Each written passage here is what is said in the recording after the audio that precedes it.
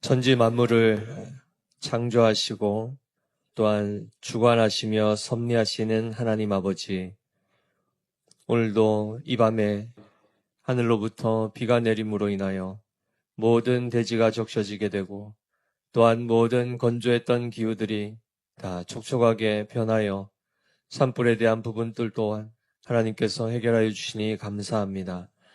하나님, 무엇보다도 우리의 심령 가운데에 성령의 단비가 내려지기를 원합니다. 우리의 메마른 심령을 주님께서 새롭게 하여 주시고 은혜로 충만케 하여 주시며 무엇보다도 그 마음 가운데 하나님의 생명의 말씀, 진리의 말씀이 온전히 심겨지게 하여 주시고 열매 맺게 하여 주시옵소서. 그리하여 그리스도의 그 죽으심이 헛되지 않게 하여 주시옵시고 그 십자가의 은혜가 우리에게 온전히 부어져서 주님의 사랑을 깊이 깨닫고 더욱더 우리 또한 마음을 다해 뜻을 다해 생명을 다해 힘 다해 우리 주님을 사랑하는 우리가 되게 하여 주시옵소서. 무엇보다도 주의 몸된 교회를 우리가 또한 주님을 사랑하듯 그들을 또한 사랑하며 교회를 세워가는 일에 우리가 합심하게 하여 주시고 오직 영광의 주님 앞에 날마다 때마다 함께 달려나와 그 주님과 깊이 교제하며 참된 은혜와 안식을 누리는 믿음의 교회가 될 수 있도록 복을 더하여 주시옵소서. 이 시간도 성령 하나님께서 우리 모임 가운데 임재하시고 주의 말씀이 선포될 때에 함께 역사하심으로 말미암아 우리 안에 믿음의 역사가 나타날 수 있도록 은혜 베풀어 주시옵소서. 그렇게 하여 주실 주님께 감사드리며 살아계신 우리 구주 예수 그리스도 이름으로 기도드립니다. 아멘.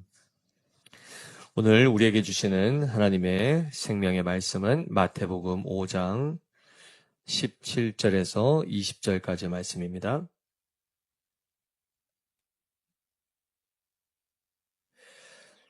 신약성경 6페이지 마태복음 5장 17절에서 20절까지의 말씀.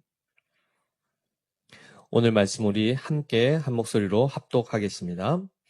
내가 율법이나 선지자를 폐하러 온 줄로 생각하지 말라. 폐하러 온 것이 아니요 완전하게 하려 함이라. 진실로 너희에게 이르노니 천지가 없어지기 전에는 율법의 1.1획도 결코 없어지지 아니하고 다 이루리라. 그러므로 누구든지 이 계명 중에 지극히 작은 것 하나라도 버리고 또 그같이 사람을 가르치는 자는 천국에서 지극히 작다 일컬음을 받을 것이요 누구든지 이를 행하며 가르치는 자는 천국에서 크다 일컬음을 받으리라. 내가 너희에게 이르노니 너희 의가 서기관과 바리새인보다 더 낫지 못하면 결코 천국에 들어가지 못하리라. 아멘. 샬롬. 예수님께서 본격적인 사역을 시작하시며 특별히 가르치시고 또한 천국 복음을 전파하시며 모든 약한 것과 모든 병들을 고치셨다라고 이렇게 말씀하시면서 실제로 천국에 대하여 한 사람 한 사람, 특별히 그의 제자들에게 또한 무리들에게 가르친 내용들을 보시면 우리가 팔복을 통하여 심령이 가난한 자, 진정으로 복된 자가 누군가를 살펴보았습니다. 그리고 나서 우리가 지난 시간에는 세상을 향하여서 어떤 자세로 어떤 태도로 믿는 자들, 즉 복 있는 자들이 그 세상에서는 어떤 차원에서 살아가야 하는가를 살펴보았죠. 어떻게 살아야 된다 했습니까? 소금과 빛의 역할을 감당하며 살라고 말씀을 하셨고 그것을 두고 착한 행실이라고 하였습니다. 그런데 잘 기억해 보십시오. 의를 위하여 박해를 받는 성도가 복이 있다 했고 실제로 그 의 때문에 그를 박해하는 자들, 즉 예수 그리스도를 믿는 자들을 박해하는 그들을 두고 무엇이라고 했습니까? 세상이라고 했습니다. 그래서 너희는 세상의 소금이요 세상의 빛이다 이렇게 말씀을 하셨기 때문에 진정으로 복을 누리는 자들은 세상에 대하여 그들과의 관계 안에서 호의적이지 아니하고 적대적인 그들에 대해서 어떻게 하라는 것이죠? 우리는 그들을 온전케 하는 자로서 소금으로서의 그 세상의 부패를 막고 빛으로서 그들의 어둠을 물리치는 이 사역을 감당해야 된다라고 우리는 배웠습니다. 그런데 우리가 이 말씀들을 듣다 보면 그렇지, 이론적으로 그렇지. 그런데 이건 너무 이상주의적이고 내가 이것을 사실 감당할 수 있을까? 그냥 불가능한 것 같다라는 생각들을 자꾸 하게 되고, 그리고 예배의 자리가 되었든 기도의 자리가 되었든 하나님의 말씀이 선포가 되면 우리가 그냥 좋은 이야기 들었구나 하고 끝내는 자리로 이 자리에 오신 것이 아닙니다. 하나님께서 우리를 부르시죠. 예수님을 따랐던 수많은 무리들이 있었고 예수님이 때로는 사람들을 부르셨습니다. 부르셔서 그들에게 뭘 하셨다고요? 가르치시며 천국 복음을 전파하셨다고 얘기하고 그들의 모든 병과 모든 약한 것을 고치셨다 할 때도 육체에 국한된 것이 아니었습니다. 진정한 복이 어디에 있었습니까? 우리의 심령의 변화였습니다. 부패하고 망가진 그 사람의 악독한 모든 그 본성이 고쳐지는 것, 이것이 기적 중의 기적입니다. 사람은 육체의 질병을 의사들 통해서나 여러 가지 환경을 통해서도 고침받을 때가 있지요. 그러나 그의 심령을 고치고 그의 영혼을 고칠 수 있는 이 세상의 의사는 예수님밖에 없습니다. 따라서 우리가 이적을 따라가고 기적을 따라간다 하더라도 본질적인 이적과 기적은 바로 영혼의 변화요, 우리의 심령의 변화인데 이 심령의 변화를 일으키시기 전에 예수님은 뭘 하셨죠? 말씀을 선포하십니다. 그 말씀께서 그들의 영혼, 즉 혼과 영과 및 관절과 골수를 찔러 쪼개시며 해체하시고 회부하시고 수술하셔서 고쳐내신단 말이죠. 그러면 하나님의 말씀이 선포되면 이 말씀은 내가 좀 들을만하고 이 말씀은 참 감동이 되고 아멘이 되고 이 말씀은 도저히 납득이 안 되고 상식적으로 이해가 안 되는구나. 이렇게 하면서 우리 마음대로 임의대로 이것을 판단하면서 취할 걸 취하고 버릴 걸 버리면 되겠습니까? 사람의 말들은 그렇게 우리가 취사 선택할 수 있습니다. 누군가의 권면은 유익이 되면은 듣고 그것이 참되지 아니하고 해가 될 것 같으면 그것은 버리면 됩니다. 그러나 하나님의 말씀 가운데 버릴 게 있습니까? 없습니까? 없습니다. 없습니다. 그러한 차원에서 우리가 예배 시간에 또는 기도의 시간에 우리가 함께 하나님의 말씀 앞에 우리가 섰고 말씀 자체가 그냥 사람의 하나의 소리, 음성이 아니요 말씀이신 예수 그리스도의 임재라고 생각하면 그분이 우리의 생각 가운데, 우리의 마음 가운데 거하신다는 것, 그래야 그 말씀을 우리가 영접한다는 것, 굉장히 중요한 것입니다. 그 태도로 말씀을 들어야 되고 말씀 앞에 서야 되는 것이죠. 그렇지 않으면 정말 여기에 왔다 가는 것은 그냥 산책하러 온 것밖에 안 됩니다. 그냥 바람 쐬러 한번 나온 것밖에 되지 않습니다. 그러나 그러한 자리로 우리가 부름받지 않았다는 사실을 기억하실 때에 한 말씀 한 말씀이 선포되고 그 말씀을 풀어 설명하게 될 때 그것을 듣고 이해할 뿐만 아니라 실제로 어떤 것들은 우리하고 깨닫게 하는 부분이 있고 어떤 것은 우리로 행하게 하는 명령이 있습니다. 그러면 행하라 명령하신 것은 우리가 반드시 그렇게 행하기를 힘써야 됩니다. 따라서 너희는 세상의 소금이다, 빛이다, 그리고 착한 행실을 통하여 그들로 하여금 하늘에 계신 너희 아버지께 영광을 돌리게 하라라고 한 것은 명령입니다. 우리가 그 삶을 실제로 감당하기를 기도하며 그것을 힘써야 된다는 것을 분명히 하나님 말씀하고 계시죠. 따라서 그 맥락 가운데에 그저 8가지 복, 이런 것이 복이다 해서 그냥 이론을 가르치고 그것을 그냥 알고 있어라가 아니라 실제로 그러한 존재가 되어야 진정한 복을 누린다는 것을 깨닫고 그 삶을 살아갈 것을 말씀하시는 것이며 더 나아가서 자기 개인의 뿐만 아니라 그가 대하는 모든 세상과 함께 그들과의 관계성 안에서도 어떻게 대해야 되는가를 명확하게 얘기해 주셨습니다. 악을 악으로 갚으면 됩니까? 안 됩니까? 안 됩니다. 안 됩니다. 우리를 박해하는 자들을 어떻게 하라 했죠? 우리를 핍박하는 자들, 우리를 저주하는 자들 어떻게 하라 하죠? 그들을 위하여 축복하고 기도하라 했지 않습니까? 어떤 복을 빌어줘야 될까요? 무엇을 위해서 기도해야 되겠습니까? 하나님, 저 인간이 나를 이렇게 힘들게 하는데 좀 빨리 데려가시든지 하나님이 엄청난 징계로 한번 이렇게 눌러주시든지 이런 기도를 해야 되는 건가요? 아니죠. 죄인을 처벌하는 기도가 아니라 그들이 그 죄악 가운데서 벗어날 수 있기를 기도하셔야 되고, 그렇죠? 그리스도를 알지 못하여 그를 믿는 자들, 그리스도를 대적할 뿐만 아니라 그리스도에게 속한 자들을 박해하는 그들의 영적인 눈이 열려서 그리스도에 대한 영접하는 마음이, 열린 마음이 있게 하시고, 또한 교회에 대해서도 적대감이 아니요 호의적인 마음, 더 나아가서 그들이 성도가 됨으로 해서 교회를 사랑할 수 있는 자가 되도록 우리가 그들을 위해서 기도해야 되는 것입니다. 아멘이시죠? 우리는 엄밀히 얘기하면 사람들로부터 상처를 받거나 사람들로부터 위로를 받거나 하는 존재로 부름받은 것이 아닙니다. 우리의 정체성의 본질은 누구로부터 확보가 되느냐면 하나님 아버지로부터 확보되는 것입니다. 예수님께서 사단과의 그 시험 앞에서도 어떻게 하셨죠? 네가 하나님의 아들이거든 하면서 온갖 것을 가지고 그에게 시험을 했을 때 예수님이 눈 하나 깜짝 안 하십니다. 왜 그렇죠? 왜 그렇죠? 돌 떡으로 만들 수 있지만 안 만들어도 상관없습니다. 왜요? 만들지 않아도 그 존재 자체로서 하나님의 아들이시기 때문입니다. 그것을 다른 것으로 증명할 필요가 없습니다. 하나님께서 뭐라고 하셨습니까? 이는 내 사랑하는 아들이요 내 기뻐하는 자라라는 이 말씀을 돌을 떡으로 만들 때 하신 것이 아니라 세례를 받으시고 물에서 올라오실새 이미 그 존재 자체로서 그것을 선포하셨지 않습니까? 따라서 우리의 모든 삶의 정체성과 모든 존재의 가치는 하나님께서 어떻게 말씀하시느냐에 달려있는 것이지 사람이 우리를 높여주고 사람이 우리를 위안해준다 해서 거기에 우리가 우리의 정체성을 의탁할 일이 없다는 것입니다. 세상 우리를 박해한다니까요. 상처 받습니까? 안 받습니까? 반드시 받게 되어 있습니다. 육체적으로 우리를 폭력으로 우리를 다스리면 당연히 우리가 고통 가운데 있을 것이고, 그렇죠? 순교의 자리까지 갈 수도 있습니다. 그리고 말로 비방하며 모독하면 정서적인 상처를 받겠죠. 그러나 그들이 누구라고 합니까?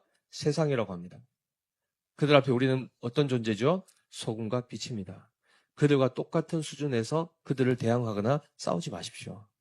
우리는 다른 존재로 부름받았습니다. 그러나 우리 또한 과거에 어디에 있었죠? 세상에 있었습니다. 우리도 거기서 나온 지 얼마 안 됐습니다. 따라서 스스로 높일, 우리가 스스로를 자랑할 것도 없지요. 오직 오늘 찬양처럼 오직 십자가입니다. 오직 십자가, 그 십자가가 나를 새롭게 하셨고 나의 영혼을 거듭나게 하셨고 나의 죄를 씻으신 겁니다. 아멘이시죠?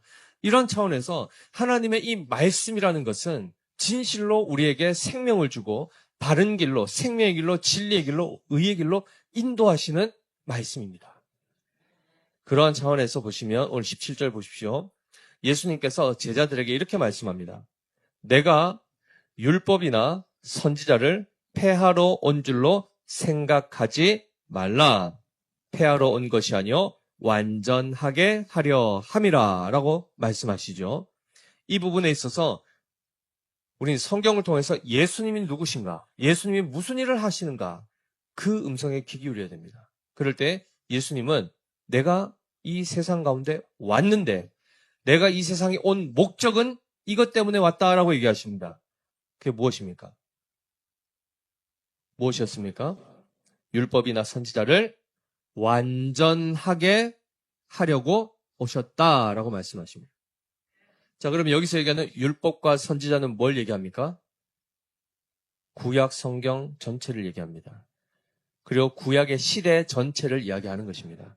그러면 구약의 시대라는 이 창조부터 예수님이 오실 때까지의 그 모든 역사와 그 가운데 하나님께서 이스라엘 백성과 체결하신 모든 언약의 약속의 말씀, 그것이 바로 율법과 선지자죠. 그래서 이 모든 말씀이 이루어지도록, 그 모든 약속이 성취되도록 하기 위해서 지금 누가 오셨다는 겁니까? 예수 그리스도께서 오셨다는 겁니다. 그러면 결국 그리스도는 누구신가? 구약에 약속된 메시아요. 그리고 구약의 모든 율법들을 실제로 다 지키시는 분으로 오십니다. 왜 이걸 하실까요? 원래 하나님의 아들 아니십니까? 잘 보십시오. 율법의 그 강령의 핵심이 뭐였습니까? 하나님을 사랑하고 이웃을 사랑한다. 곧 세상 모든 피조 세계를 사랑할 것을 말씀하시는 것인데 그리스도께서는 이미 창조 때에 우리 이 모든 피조물을 무엇으로 하나님 창조하시죠? 말씀으로 창조하시죠. 삼위일체 하나님께서 이 세상을 창조하신 목적은 그들을 사랑하심으로 그것을 만드십니다. 피조 세계를 하나님 사랑하십니다. 보시기에 어떻죠? 만드신 이후에 좋았더라. 심히 좋았더라. 그들을 사랑으로 대하셨죠. 이미 하나님과의 삼위일체 하나님 안에서의 관계 안에 충만한 사랑이 있었고 그리하여 영원토록 그 아버지 성부 하나님의 말씀 앞에 순종하셨던 예수 그리스도이십니다. 그러니까 하나님의 아들 성자 하나님이셨습니다. 근데 굳이 이 땅에 들어오셔가지고 사람의 몸을 입고 오셔서 하나하나 이 율법을 다 지켜가면서 할례를 받으시고 세례를 받으시고 공생애를 사시며 율법을 다 지켜가시는 이 일을 왜 하십니까? 굳이 이 땅에까지 오셔서 왜 하십니까? 이 부분이 바로 오늘 이제 후반부에 살펴볼 말씀인데요. 20절을 먼저 한번 넘어가서 보면 내가 너희에게 이르노니 너희 의가 서기관과 바리새인보다 더 낫지 못하면 결코 천국에 들어가지 못하리라 되어 있습니다. 사람들 가운데에 가장 말씀대로 산다고 하는 서기관과 바리새인들이 자기들이 율법을 지키고 행했던 그 내용들이 있겠죠. 그들이 만들어 놓은 의가 있습니다. 그것으로는 천국에 들어가지 못하더라는 것입니다. 그러면 그리스도께서 오신 목적은 결국 우리로 하여금 천국에 택한 백성들을 천국으로 인도하시기 위하여 오시는데 그러기 위해서는 반드시 서기관과 바리새인보다 더 나은 의가 필요합니다. 그 의가 뭘까요? 여기서 얘기하는 의는 완전한 의를 얘기합니다. 모든 율법을 하나도 어김없이 하나도 빠뜨림 없이 다 이루시고 성취하신 그 의를 얘기하는 겁니다. 그래서 18절 보십시오. 진실로 너희에게 이르노니 천지가 없어지기 전에는 율법의 1.1획도 결코 없어지지 아니하고 어떻게 된다고요? 다 이루리라. 다 이루리라. 이 율법 천지가 없어지기 전이 언제입니까? 주님이 재림하시기 전입니다. 구원이 완성되는 그 날까지는 하나님의 말씀이 다 이루어지고 있는 역사라는 것입니다.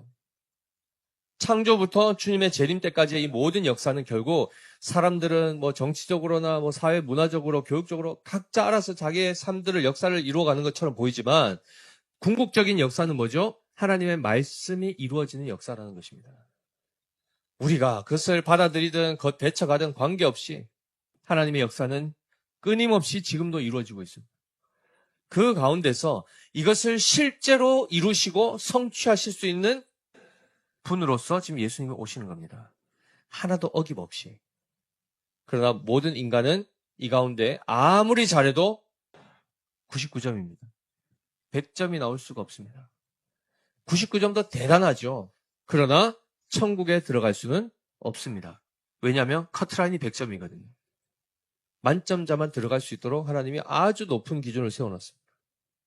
그래서 이것을 낮추어서 우리가 넘어간다. 가능할까요? 불가능합니다. 성경을 대하는 태도가 이렇습니다. 우리가 사실은. 부패한 본성을 가지면 하나님의 말씀에 어떤 엄중한 명령이 딱 주어지거나 그런 분명한 기준이 딱 주어질 때 당장 나에게 이것이 저촉되고 내가 그것을 지키지 못할 것이 딱 오면은 대본에 어떻게 하죠? 어떻게 하십니까? 그 말씀을 지키기는 해야 되는데 그 기준대로 지키려 하니까 너무 이게 버겁고 그러니까 어떻게 하죠? 그걸 스스로가 이렇게 살 타협을 하죠. 낮춥니다. 요 정도 하면은 요걸 지킨 걸로 합시다.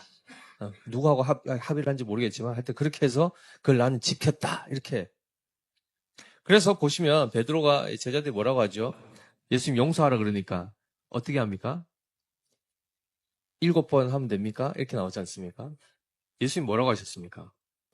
70번씩 7번. 그러니까 계속 하라는 건 아니겠습니까? 근데 그들은 이미 그 당시에 바리새인들은 몇 번 하는 겁니까? 용서. 3번 하면 정말 용서를 많이 한 겁니다.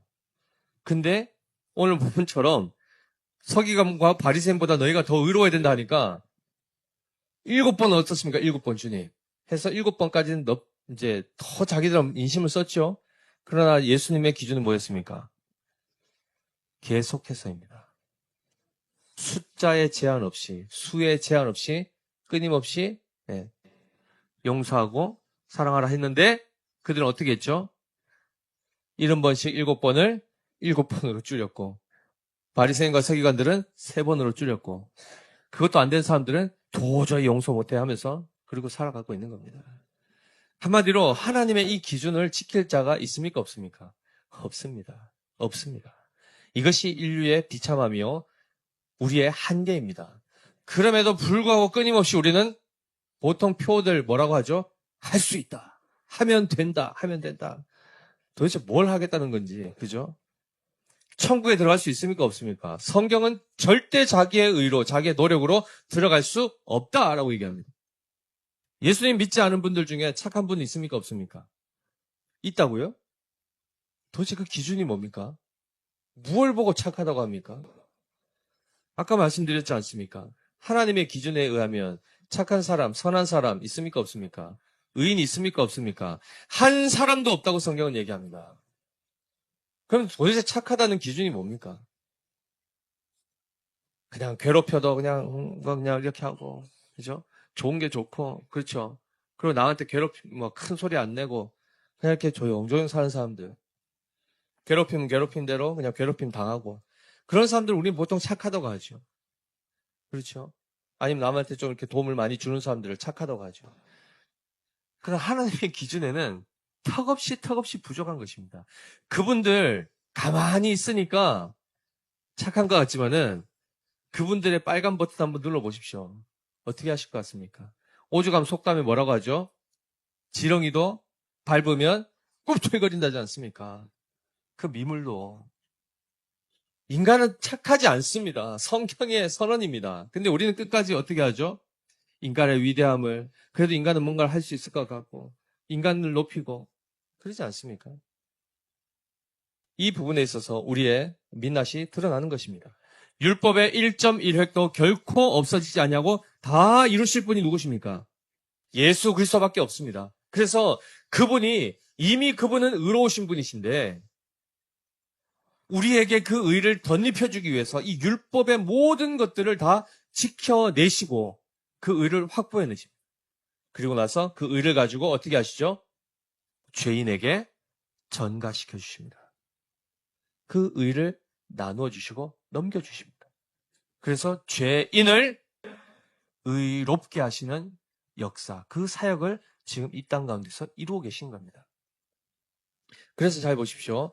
19절에 그러므로 누구든지 이 계명 중에 지극히 작은 것 하나라도 버리고 또 그같이 사람을 가르치는 자는 어떻게 된답니까? 천국에서 지극히 작다 일컬음을 받을 것이요 라고 되어 있습니다. 보통은 이제 말씀에 대해서 온전히 지키지 못하면 천국에 못 들어간다라고 생각할 것 같은데 여기 또 천국은 또 들어가는데 거기서 작은 자다 이렇게 얘기하죠. 근데 특별히 여기서 누구를 얘기하면 가르치는 자를 얘기합니다. 말씀 그대로, 즉 이 계명 중에 지극히 작은 것 하나라도 버리고 또 그같이 사람을 가르치는 자는 천국에서 작다 일컬음을 받는다고 합니다. 그리고 또 대조돼서 나오는 사람이 누구죠? 누구든지 이를 행하며, 즉 이 계명을 행하며 가르치는 자는 천국에서 크다 일컬음을 받으리라 라고 되어 있습니다. 자, 이 장면 보더라도 지금 이걸 누구와 지금 대조해서 얘기하고 있습니까? 서기관과 바리새인들, 이들은 율법 교사들입니다. 그런데 그들이 말씀을 잘 안다 하고 자기들 율법을 다 지킨다 하면서 지금 이스라엘 백성들을 가르쳐 왔는데 다 지옥 백성 만들고 있습니다. 다 천국에 못 들어가게 만들고 있는 겁니다. 근데 그들은 당연히 자기들이 천국에서 큰 자요, 이 땅 가운데서도 높임을 받는 자라고 스스로 착각하고 있었는데 예수님이 뭐라고 하십니까? 그들은 낮은 자가 될 것이다. 작은 자가 될 것이다. 그럼 잘 기억해 보십시오. 누구든지 이를 행하며 가르치는 자는 천국에서 크다 일컬음을 받으리라 할 때 천국에서 크다 일컬음을 받을 수 있는 사람이 누굴까요? 천국에서 누가 큽니까? 누가 큰 자입니까? 저하고 이면수 장로님 천국 갔다가 누가 더 클까요? 우리 장로님 저보다 좀 더 크신 것 같은데 키가 비교할 수 있습니까? 천국 누가 들어간다고요? 서기관과 바리새인의 의보다 나은 의를 가진 자가 들어갑니다. 우리의 것으로는 모두가 다 이 계명 중에 지극히 작은 것 하나라도 다 버리는 자들입니다. 우리는 다 지키셨습니까? 예수님 믿고 난 이후에라도 다 지키셨습니까? 이 부분에 있어서 잘 기억하셔야 됩니다. 나는 그러면은 이렇게 해서 하나도 버리지 말고 이제부터 잘 지켜야지. 그래서 난 천국에서 큰 자가 돼서 내가 이 땅에 있을 때는 안수 집사였는데 내가 그래도 천국 가서는 우리 임장로보다 더 높은 자리에 가서 장로님 이렇게 부려야지. 이런 생각하면 될까요? 안 될까요? 천국에서 큰 자가 누굴까요? 이 모든 율법을 다 지키시고 행하시며 가르치는 분이 누굽니까? 예수 그리스도밖에 없습니다. 예수 그리스도밖에 없습니다. 그런데 제자들이 뭐라고 늘 싸웠죠? 따라다니면서 누가 크니까 누가 크게 될까? 니냐 내냐 이러면서 12명끼리 서로 싸우고 난리가 나죠. 그죠? 어머니를 대동해가지고 막 청탁을 하고 난리도 아니지 않습니까? 천국에서 큰 자는 누구밖에 없습니까? 예수 그리스도밖에 없습니다. 왜냐하면 빌립보서 2장 9절에서 11절 말씀에도 잘 나와 있는 것처럼 그리스도께서 십자가에 죽기까지 복종하셨던 그 이야기를 하시며 이러므로 하나님이 그를 지극히 높여 모든 이름 위에 뛰어난 이름을 주사 하늘에 있는 자들과 땅에 있는 자들과 땅 아래에 있는 자들로 모든 무릎을 예수의 이름에 꿇게 하시고 모든 입으로 예수 그리스도를 주라 시인하여 하나님 아버지께 영광을 돌리게 하셨느니라. 천국에서 누가 큰 자이죠? 예수 그리스도. 그분만이 가장 높으신 위대한 이름을 가지신 분이시오. 그분만이 오늘의 이 말씀에 따르면은 이 모든 계명을 행하며 친히 행하며 그것을 가르치는 자로 등장하고 있습니다. 따라서 예수 그리스도의 가르침을 받는 자들이 의롭게 되고 천국에 들어가는 것이요. 서기관과 바리새인들의 가르침을 따른 자들은 천국에 들어가지 못하게 되는 경우가 있습니다. 따라서 잘 보십시오. 인간의 어떤 노력, 예수님 믿고 난 이후에 더 많은 헌신, 더 많은 성경 읽기, 기도하고 전도하고 했던 것 가지고 천국 들어가서 상급 받는 거 아니라는 겁니다. 은혜를 이미 무수히 많이 받았기 때문에 우리는 감사하여 주님을 사랑하는 표현으로 하나님의 말씀을 사모하고 주님과 대화하는 기도를 하고 그리고 한 영혼을 사랑하여 그를 주님께로 인도하는 주님을 기쁘시게 하기 위해서 그것을 하는 것뿐이지 그걸 했기 때문에 뭔가를 받는 존재가 아니라는 겁니다. 천국 가면 우리는 모든 사람들의 시선과 모든 사람의 무릎이 누구 앞에 꿇게 돼 있습니까? 예수 그리스도 앞에 꿇게 돼 있습니다. 모든입니다. 모든이. 누가 더 높고 낮은 개념이 아니고 가장 높으신 예수 그리스도 앞에 그 왕 앞에 우리 모두가 다 같이 무릎 꿇게 돼 있습니다. 따라서 우리가 지금 천국에 들어가기 위해서 확보해야 될 의는 누구의 의일까요?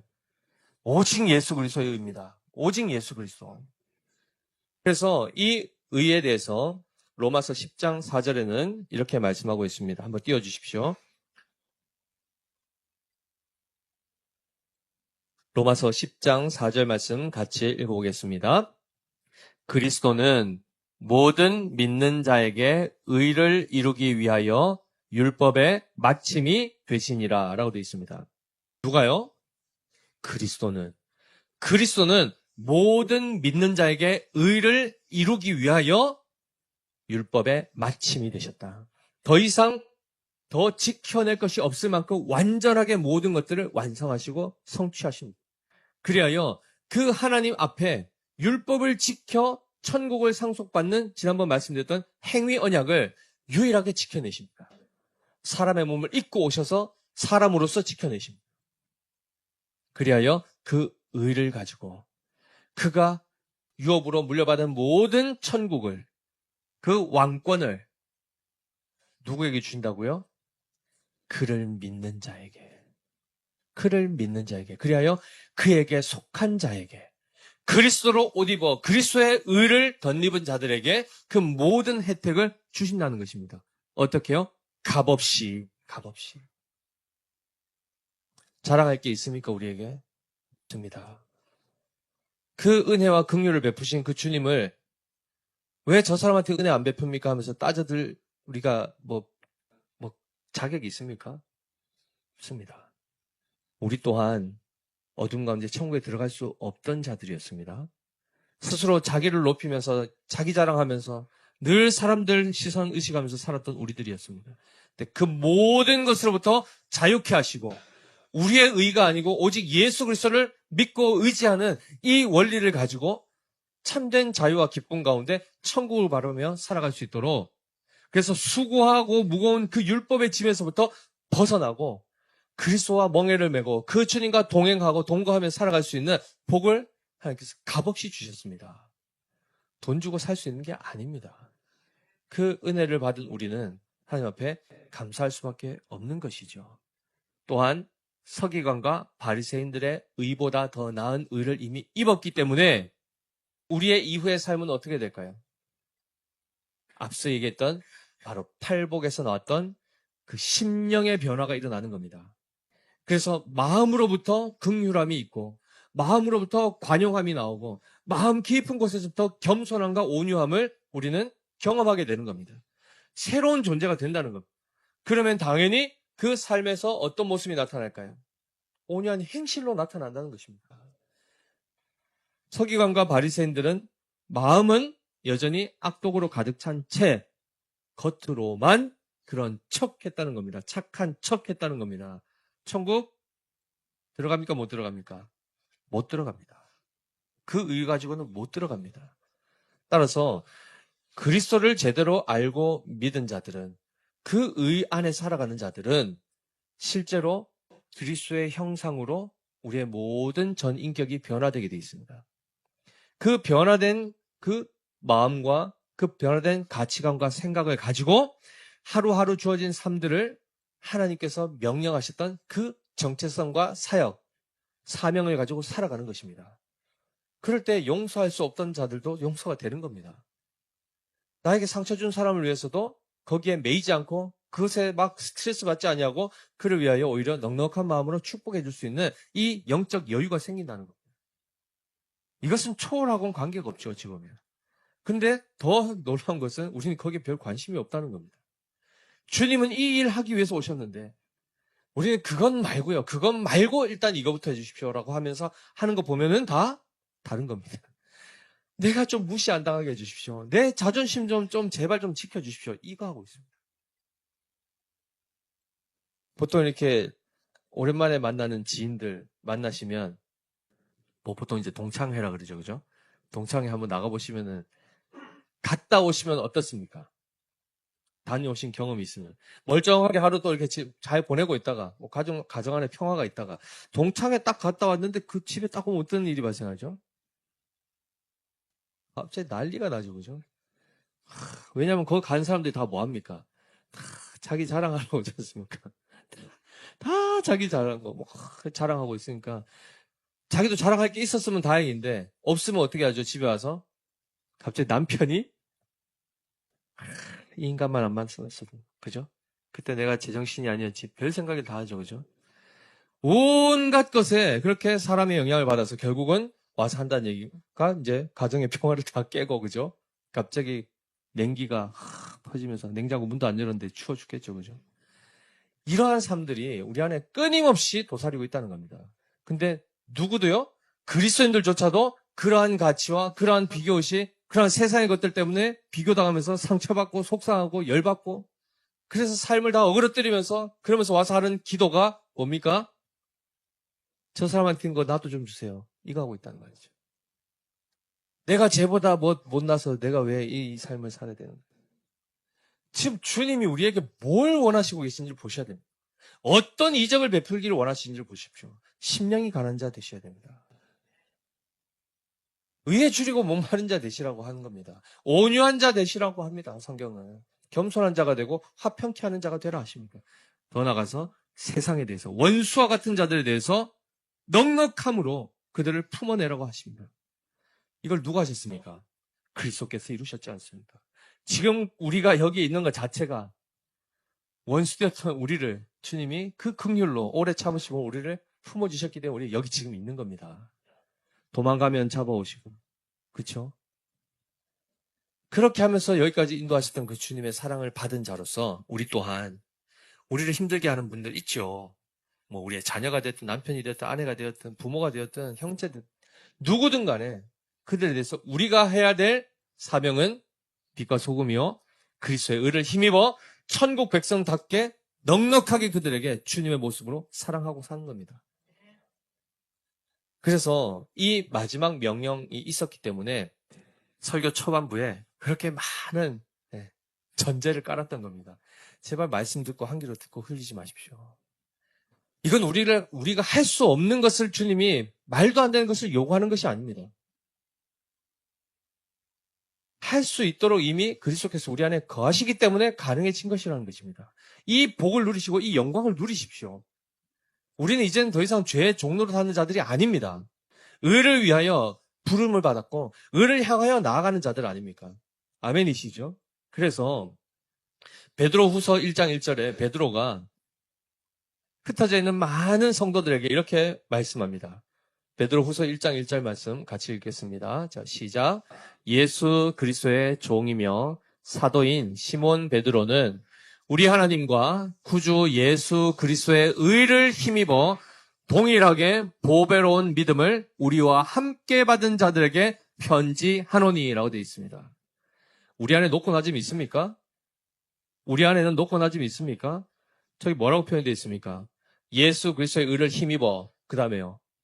동일하게 보배로운 믿음을 가진 우리입니다. 그렇죠. 우리의 주님이 누구십니까? 예수 그리스도시죠. 저의 주님이 예수님이시고 우리 권사님, 집사님, 우리 형제 자매들 다 주님은 한 분 하나님, 삼일체 하나님 동일하십니다. 동일하십니다.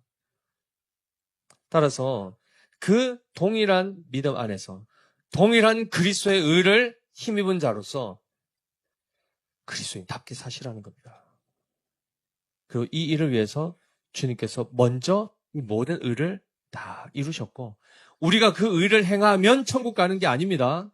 이미 우리는 그리스도의 의를 옷 입은 자로서 그 그리스도를 자랑하고 나타내 보이고 그리스도의 향기로서 우리가 그리스도의 손과 발로서 표정으로서 우리가 세상을 대하는 것입니다. 그래서 우리 믿음의 교회는 정말 이렇게 오늘 새벽 설교도 나왔지만 좀 강하게 말씀을 전하게 됐는데 신비주의 쪽으로 가는 식의 이적과 표적 따라가지 마십시오. 성경에서 분명히 말세가 될 때 나타난 징조로 알려주신 겁니다. 예수님이 친히 알려주셨습니다. 말세가 되면 어떻다고요? 미혹하는 자들, 거짓 그리스도, 거짓 선지자들이 많이 나타나는데 그들의 주 사역이 뭐죠? 말씀 사역 아닙니다. 그들이 뭐 했습니까? 큰 표적과 기사를 나타내고 해서 할 수만 있으면 믿는 자들 또한 미혹하려고 별짓을 다 한다고 되어 있습니다. 그러나 그리스도인의 참 이적은 뭐라고 했죠? 우리의 영혼이 변화되는 것이요 속 사람의 변화입니다. 여기에 관심을 두시고 이걸 위해서 기도하셔야 됩니다. 그리고 실제로 그 삶을 통하여 세상을 변화시켜 나가는 우리가 되어야 되지 않겠습니까? 이 은혜가 우리 각자에게 그리고 우리 믿음의 교회 모든 성도들에게 평성이 역사되시기를 예수님 이름으로 축복합니다. 기도하겠습니다. 하나님 아버지, 예수 그리스도께서 이 땅에 오심으로 모든 율법을 다 이루시고 성취하셨고 또한 천지가 없어지기 전 주님의 다시 오시기 전까지 남아있는 약속까지도 반드시 이루어질 줄 믿습니다. 주님께서 확보하신 이 영원한 완전한 의가 우리에게 값없이 주어졌습니다. 우리 모두가 그리스도의 의를 힘입어 동일하게 보배로운 믿음을 지닌 자들입니다. 스스로 높이지 않게 하여 주시고 늘 겸손한 가운데 그 하나님의 은혜 베풀어 주심, 그 사랑 베풀어 주심, 그 긍휼히 여기 주심에 그 은혜를 깊이 깨닫고 날마다 주님의 이름을 찬양하며 무엇보다 주께서 우리에게 요구하시는 바 소금과 빛의 역할 넉넉하게 감당하게 하여 주시고 우리의 심령 가운데 그리스도의 형상이 온전히 회복되고 그리스도의 장성한 분량이 충만한 데까지 우리가 자라가는 교회가 되게 하여 주시옵소서. 그리하여 모두가 다 넉넉하게 천국에 들어갈 수 있는 오직 예수 그리스도의 완전한 의를 힘입은 자들로서 이 세상을 변화시켜가는 그런 복된 주님의 복음의 통로가 되게 하여 주시옵소서. 그렇게 하여 주실 주님께 감사드리며 살아계신 우리 구주 예수 그리스도 이름으로 기도드립니다. 아멘.